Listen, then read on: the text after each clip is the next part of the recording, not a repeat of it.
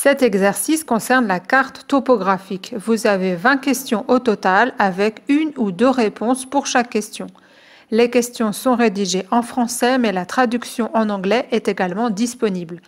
Vous avez à chaque fois 15 secondes pour répondre aux questions avec un minuteur, mais vous pouvez bien sûr arrêter la vidéo si nécessaire. Je vous conseille de préparer une feuille de papier, un crayon et une calculatrice. De cette façon, vous pouvez noter vos réponses et vérifier la correction à la fin de la vidéo. Vous pourrez également calculer votre note.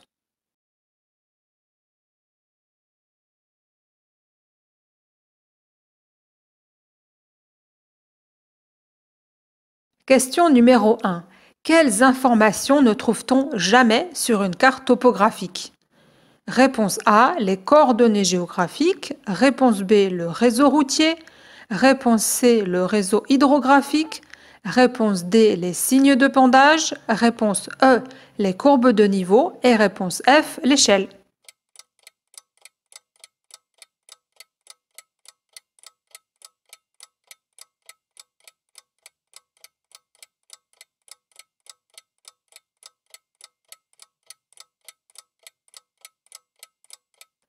Question numéro 2. Sur les cartes topographiques standards, quelle couleur est utilisée pour représenter les informations relatives à l'orographie? Réponse A, le noir. Réponse B, le bleu. Réponse C, le vert. Réponse D, le marron. Réponse E, le rouge. Et réponse F, le gris.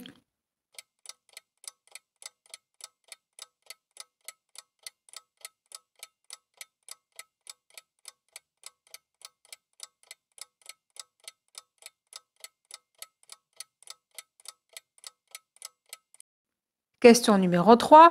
Combien de types de courbes de niveau peut-on observer sur une carte? Réponse A, un seul type. Réponse B, deux types. Réponse C, trois types.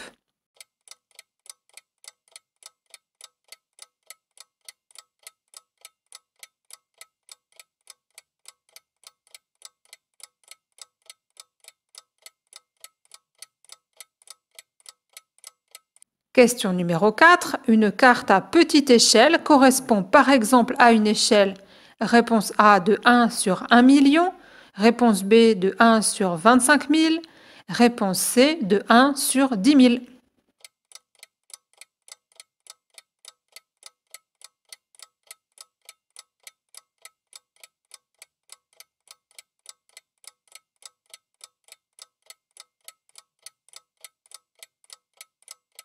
Question numéro 5. Sur une carte, l'équidistance correspond à réponse A, la différence d'altitude entre deux courbes maîtresses successives.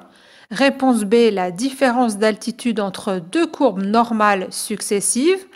Et réponse C, le rapport entre la distance sur la carte et la distance réelle.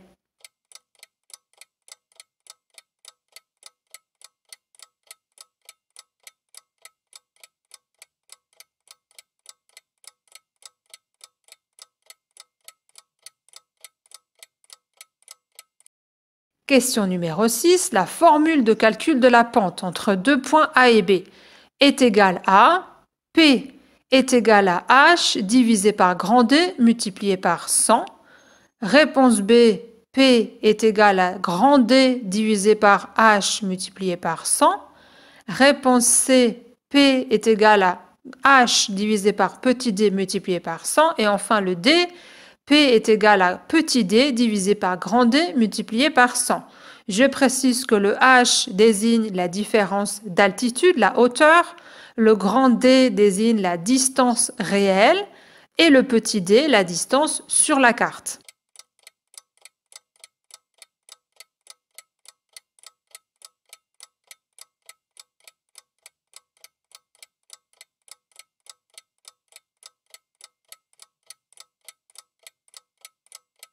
Les prochaines questions sont basées sur un exercice avec une carte topographique simplifiée. Question numéro 7. La courbe montrée par la flèche rouge est de type réponse A, c'est une courbe normale, réponse B, c'est une courbe maîtresse et réponse C, c'est une courbe intercalaire.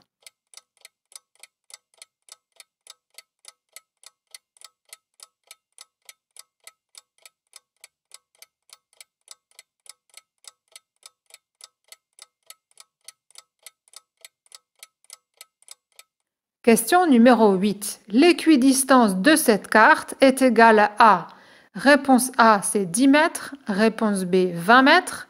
Réponse C, 50 mètres. Ou réponse D, 100 mètres.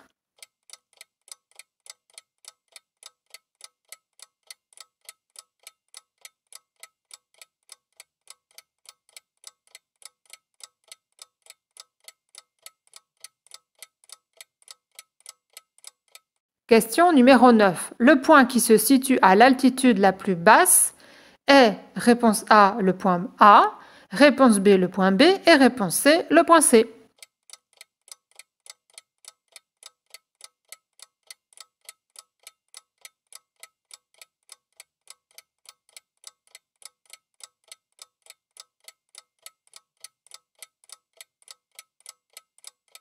Question 10. L'altitude du point C est, réponse A, 740 mètres, réponse B, 780 mètres, réponse C, 660 mètres ou réponse D, 620 mètres.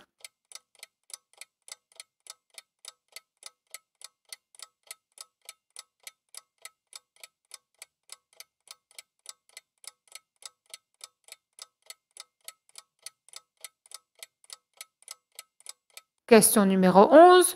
Le relief situé à gauche, indiqué par la flèche rouge, correspond à réponse A, c'est un sommet, réponse B, c'est une dépression, réponse C, il s'agit d'autre chose.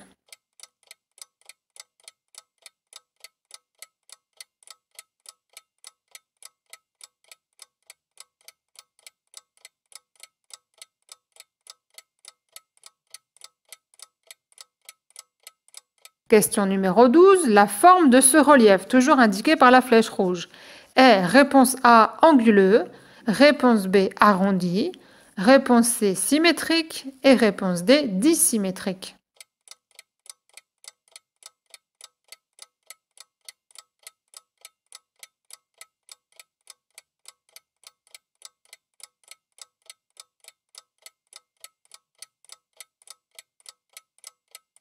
Question numéro 13.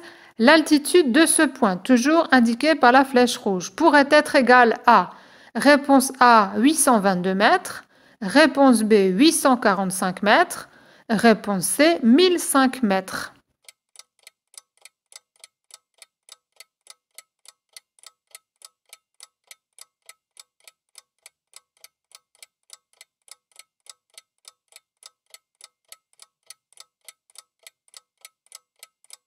Question 14. Si la barre d'échelle mesure 2 cm, alors l'échelle de la carte est donc égale à réponse A 1 sur 1000, réponse B 1 sur 500, réponse C 1 sur 10 000 ou réponse D 1 sur 50 000.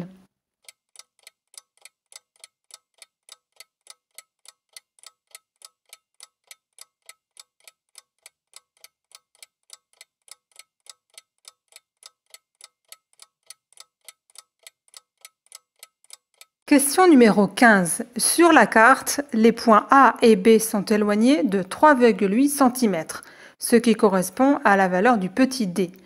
Quelle est donc la distance réelle, c'est-à-dire le grand D, entre ces deux points? Réponse A, 380 mètres. Réponse B, 760 mètres. Réponse C, 1900 mètres. Et réponse D, 19 km.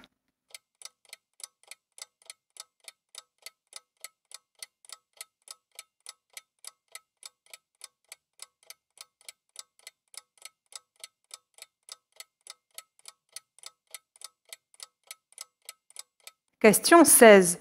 Quelle est la différence d'altitude notée H entre ces deux points A et B? Réponse A, 80 mètres. Réponse B, 110 mètres. Réponse C, 100 mètres. Et réponse D, 220 mètres.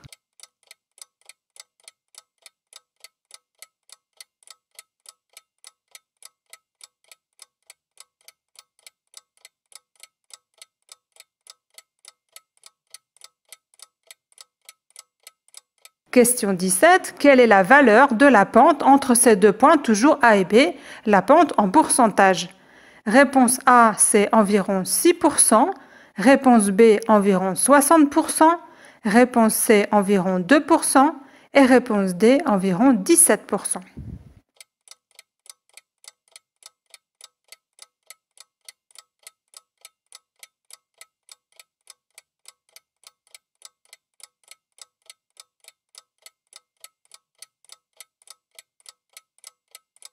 Question 18. Que représente la ligne en pointillé? Réponse A, c'est une vallée glaciaire. Réponse B, c'est une vallée fluviatile. Réponse C, c'est une route. Et réponse D, c'est une ligne de crête.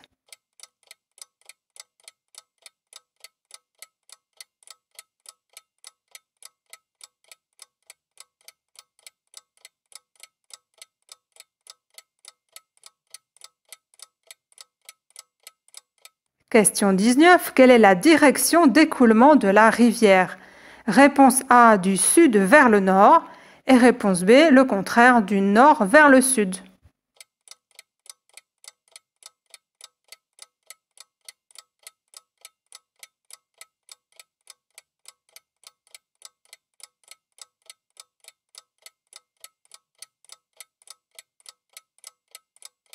Question 20. Où se situe l'amont? Réponse A, vers le sud. Réponse B, vers le nord.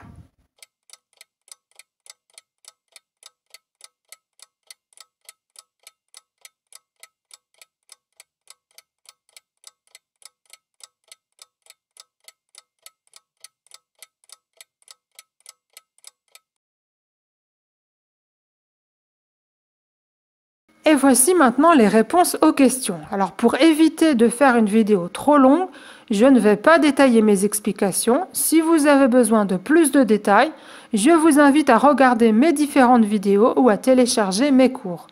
Tous les liens utiles sont dans la description en dessous. Question 1. La réponse correcte à la réponse D, les signes de pondage ne se trouvent que sur les cartes géologiques et non pas sur les cartes topographiques. Question 2. La couleur utilisée pour représenter l'orographie, c'est le marron. L'orographie correspond en fait à la représentation du relief, c'est-à-dire aux courbes de niveau. Question 3. Il existe 3 types de courbes de niveau, c'est-à-dire les courbes maîtresses, normales et intercalaires.